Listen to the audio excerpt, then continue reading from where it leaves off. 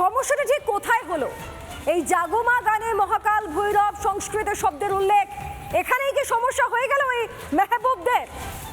এইখানেই কি সমস্যা যে একেবারে তেরে স্টেজ অব্দি উঠে গিয়ে একজন সঙ্গীত শিল্পীর ওপর রীতিমতো মারধর করতে উদ্যত হয়েছিল এই মেহবুব মন্ডল? অভিযোগ আবার সে নাকি তৃণমূল নেতা।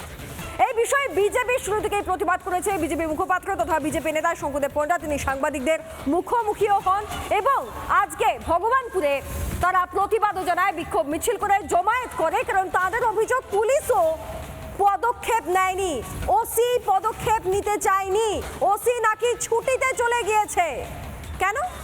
কোথায় পদক্ষেপ? একজন মানুষ, একজন শিল্পী, তিনি গান করতে গেলে বাধাপ্রাপ্ত হবেন কেন প্রথমত? দ্বিতীয়ত হলেন তো পুলিশের সহযোগিতা কেন 100% পাবেন না? প্রশ্ন অনেক। অভিযোগ বিজেপির। শঙ্কুদেব পণ্ডা কি বলেছেন আপনাদেরকে শোনাবো। আপনারা পুলিশ কাস্টাডিতে অপরাধীকে নিয়ে এসেছেন, নিয়ে আসবেন, পেয়েছেন কোর্টে, বেলটেল হয়নি অনেক চেষ্টা করেও। কারা কারা অপরাধী, কারা কারা এইসব কেসে জেহাদি মদত দিয়েছেন তাদেরকে খুঁজে বার করতে হবে।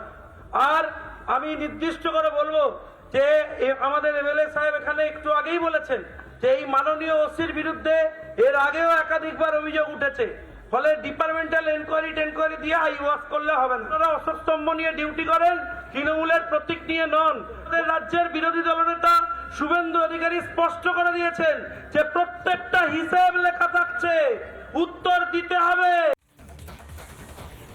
এই প্রতিবাদে আজকে সামিল ছিলেন বিজেপি সাংসদ সৌমেন্দু অধিকারীও। তার বক্তব্য একবার শুনে নিন আপনারা। আপনারা দেখছেন না বাংলাদেশে কি কাণ্ড চলছে? ছায়ানটকে কিভাবে ধ্বংস করা হলো জেহাদিদের দ্বারা, তারই একটা এখানে ছোট ট্রেলার এরা দেখাচ্ছে। এবং 2026-এ এই সরকারকে বিদায় দিতে না পারলে সমূহ আমাদের সমাজের কাছে, হিন্দু সমাজের কাছে একটা বড় বিপদ অপেক্ষা করে রয়েছে। বাংলাদেশে যা হচ্ছে তার ট্রেলার এখন হচ্ছে, সিনেমাটা 26 সালে এদের এই সরকারকে বিদায় না দিতে পারলে আমাদের দেখতে হবে। অতএব আমাদের সকলকে জাগ্রত হতে হবে।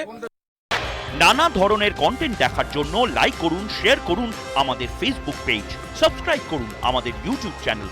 পাশাপাশি অন্যান্য ব্রেকিং নিউজের জন্য অবশ্যই চোখ রাখুন রিপাবলিক বাংলায়।